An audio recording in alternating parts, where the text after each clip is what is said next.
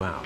And it's remarkable what they can do. It's remarkable because if you get alive into that helicopter, the chances are pretty close to certain, of course there's a small amount, but it's pretty close, in the high 90%, that you're going to live.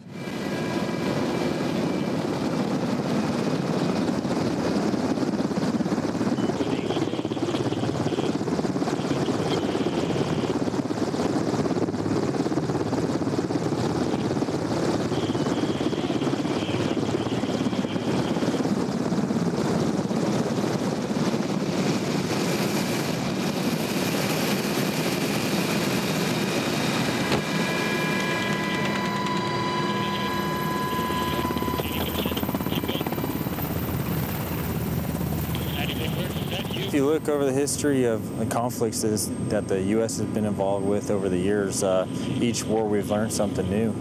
But in the past decade, there's been several advances. First thing is stopping the bleeding. The use of tourniquets as kind of a primary use of stopping hemorrhage. Prior to this, it was thought of usually only as a last resort. It's been saving a lot of lives. The other things are hemostatic agents, and what those are is just different agents that we can use to form clots on the site of injury. So stopping the bleeding is probably the most important one right now. Airway, that's another thing that if we can manage the patient's airway, they have an increased survival rate. So we're doing right by that.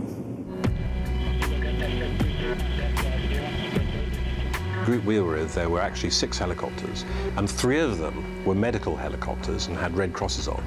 The other 3, they're called chase helicopters, and their job is to provide a sort of close protection. And they all have machine guns, and in the event of coming in to pick up a casualty from a hot landing zone where there's still a fight going on, they're there to provide covering fire. That's up 73, safe on deck. They want us to go first. The guy's running towards us. He's in next arms of the sling. And either which way you want to take the zone? Just up what you have the patient here through to the park to the west and climb. Copy. 73 captains west and left. With 30 seconds.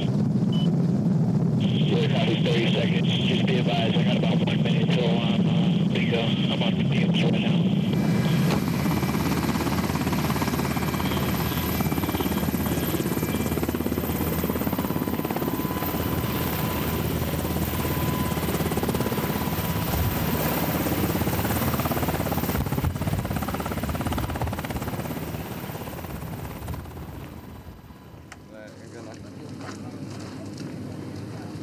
Can I just ask you a couple of questions? Oh, yeah.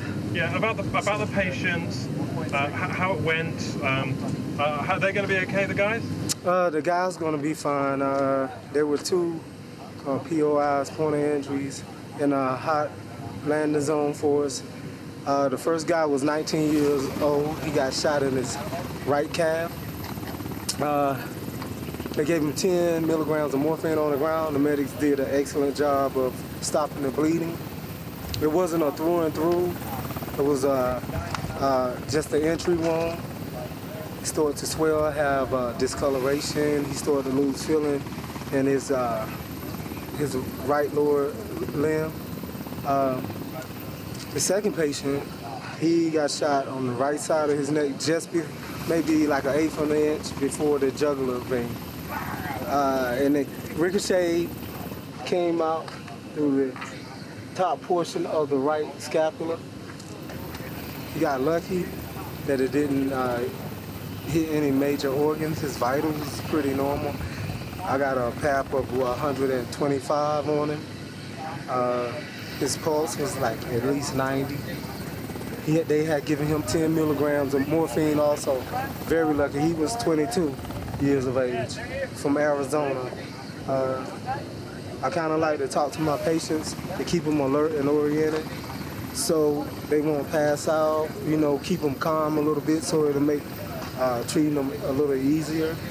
I found that when you talk to the patients, they relax more.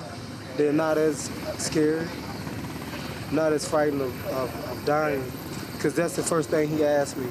Was he gonna? Which one? died. The guy that got shot in his neck, yes. And that's why I started talking to him. I saw the fear in his eyes, so it's very important to keep an open line of communication with your patient also. And that way, they don't feel like you're just there to treat them and just to do your job. It's more than a job. I mean, you have to care about your patients also. They're going to be okay. They probably will go back to Germany, Landstuhl, Germany, for rehabilitation. Will he lose a leg or will he be okay? No, he's going to be fine. I think we got him there in plenty of time. He was just starting to lose feeling in his right leg as we was orbiting around for our guys to clear out the hot LZ for us. In fact, you know, as you could witness yourself, it wasn't too clear. But we got shot at, yeah? Oh yes, we was taking a lot of shots. A lot of shots. I thought the aircraft got hit, in which we was fortunate that it didn't. You know, they had good suppressive fire, so. So good morning. You're happy with your work? Yes, I am happy with my work, and this is what we do every day, all day. I think it's tremendously important. They have confidence knowing that if they get injured or if they get hurt, we'll come and get them. And we do so in all environments, day and night, under very low illumination periods.